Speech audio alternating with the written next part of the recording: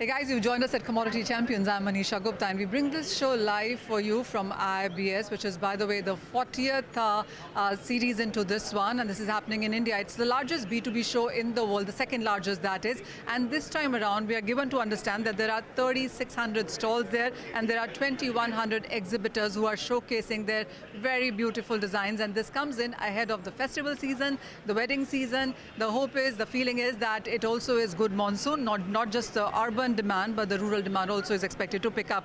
Of course, in the Indian markets, we've seen budget cut import duty from 15 to 6%. That is a big help. And the international gold prices have declined as well, and that has been supportive in jewelry buying as well. Let's get in our first guest, and joining us now is Mr. Amit Pratihari from De Beers. Amit, hi, thank you so much for joining us. And thank you, it has been a good budget to begin with. Absolutely. I think it's brought life and energy to the whole category.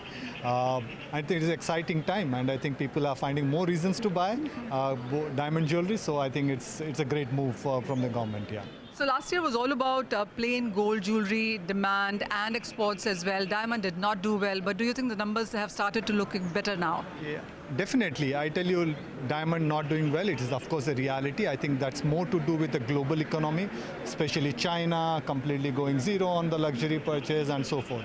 But I think among all these things, I think India is an absolute bright spot. And I think if you see the growth of natural diamond, it is always a double digit, and the big chains, organized retail is driving that change. And more interestingly, people when they are looking at diamond jewelry, they are not looking at a jewelry which they want to keep it at the locker.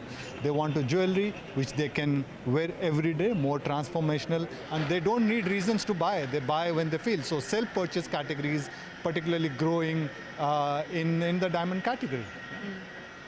Also, when you look at the pricing itself, and we know that the small diamond prices haven't declined as much, but the bigger chunks have seen, the bigger stones have seen a decline. So anywhere between 5 to 20% of a cut in diamond prices. How are you reading it? Are we near bottom now? Are we near support? Yeah, I think price, of course, there is a pressure on price. That's primarily due to the demand and supply.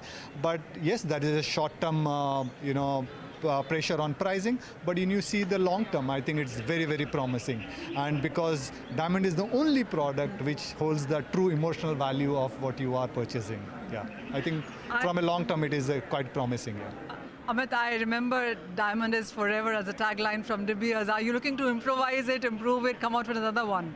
I think a diamond is forever, it will stay forever. I think as a company, we are re-looking at the whole strategy. If you look at, we have taken some initiative in the US, wherein we have tied up with Signet and driving the natural demand category. Similarly in China and India, of course, we are looking at it more seriously. We are working with a lot of industry bodies, and we will re-energize the natural diamond category definitely, for sure. So when you look at US, we've seen the demand decline. China isn't doing great as well. Middle East is doing good, and so is India, as you Absolutely. said. So when you look at India, and especially ahead of the festival season now, what is the strategy in sense of market, branding, campaigns that De Beers is looking at? So, as I said, we are going in a complete transformation. We are looking India very, very differently. We want to stay connected to Millennial and Gen Z because they are the ultimate buyer. So, from a category point of view, we are working with, as I said, industry bodies and making sure that the narrative of natural diamond is stronger. For that, a couple of things we are doing. We are working with the top retailers, making sure that the house is in order. So the people, when the end client walk into the store, they are given the right messaging. At the same time, working with the midstream manufacturing, making sure the supply chain is well connected to the retail. And from a De Beers Group point of view, we are looking at the brand Forever Mark very, very differently, whereas the incubation is happening in India. And the idea is that it is India for India now, and then the second phase is India for the world. So quite a promising time for De Beers in India. Amit, the final question, and it's a two-part one. One, you've launched Tracer, which really seems to be doing quite well. The other part is the G7 rough diamond ban that is in process right now. How have you seen that develop? I think from a global market point of view, G7 is the whole process of G7 is still in another work process. We have a different view and we are making it clear in the different industry bodies. But yes, it is a process which we have to go through. I think for that, Tracer stands very well placed. It was initially conceptualized to support De Beers supply, but I think Tracer we are offering to the industry to support the industry so that the whole pipeline integrity can be maintained, can be visible through blockchain technology. And Manisha, I must not, last thing, I just wanted to highlight that you are standing in the De Beers sustainable booth. For everything we have built in this booth is stands about sustainability, and I think that is the core ethos of De Beers. The Building Forever is one of the big initiative. And here we just have Tracer, we have Forevermark, and we have Ignite, which talks about technology. These are all verification technology, which will add confidence to the end customer. So we are doing our bit, making sure that the end client has the confidence on this category. Right, and absolutely bang on ahead of the festival season there as Absolutely. well. Amit, thank you so much for joining us. Thank you so much, Manisha. Well, that was all the conversation about diamonds, where the market believes that the prices are now near bottom, and with the festivities coming up and the markets improving, not just locally but globally as well, there could be some support coming in for them. But let's talk about gold now, and joining us then is Sachin Jain from World Gold Council. Sachin, I thank you so much for joining us. And IIJS continues to be bigger, better, and you also launched a company which you seem to be focusing here on. How are you looking at the growth of this? We've spoken about this already, but do tell us on when do you see it getting operational and what more work is now being done? Thanks, Manisha. Thanks for being here and welcome you to the IIJS. It's a very important platform. Almost, it's the testament of what's going to happen in the coming months. And I can tell you the testament really reveals it's going to be a rock solid next half of the year. And as you mentioned, we've unveiled IIJS. I as in gold is for ages, like IIJS, India Association for Gold Excellence and Standards.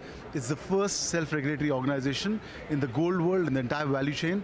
And I can very proudly say this is the first from India. It's never happened across the world, and as we make this mature, this will become the sort of gold standard for the world in the gold business. So we're very proud of that.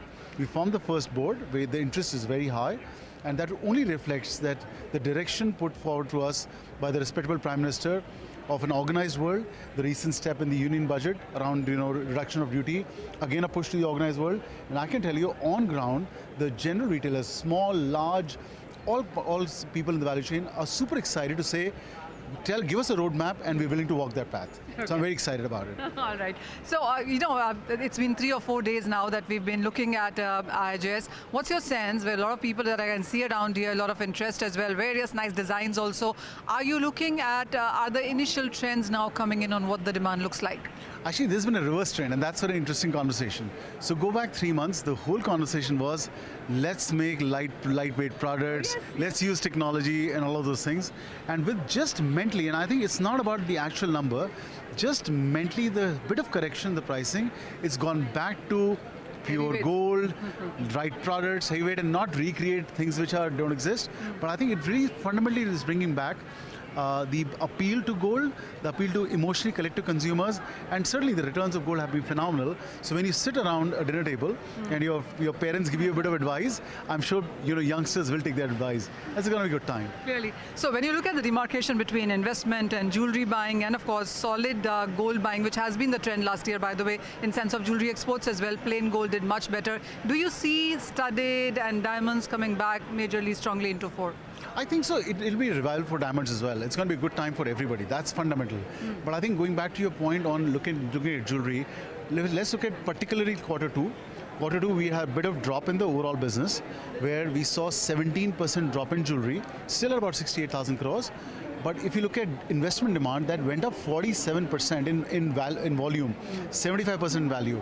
Now, if you look at combined as an output of this, I think more creativity is required so that even investment demand like bars and coins, we can not just sell them as just coins, but create some cult around that and some trend which younger consumers can buy. So I'm very hopeful about that. A final question then, Sachin, and going forward from here, we've seen money being spent from the industry now. I mean, I've seen World Gold Council ads and in various parts of the country now. So is this a plan, strategy ahead of the festival season? Well, I think the key is that as an industry, we need to be connected to younger consumers. And collectively, we as an industry have to talk to them in the changing lifestyle they're living. And hence the role of World Gold Council. We of course have one of our campaign called You Are Gold, which is about talking to the new age consumer. But in the long term, we'll be creating this highway, which is a highway of how to communicate, what is the theme. And we think that all brands, you could be high-end brand, or you could be a Ferrari or a bus, you could drive on that highway and get as common as industry, talk to the younger consumer. That's our goal. So we can emotionally connect to the goal what it is for. Okay. Thank you so much, Sachin, for joining us and giving us a sense on that. Well, the festival season is absolutely coming and a lot of work being done by the industry ahead of that.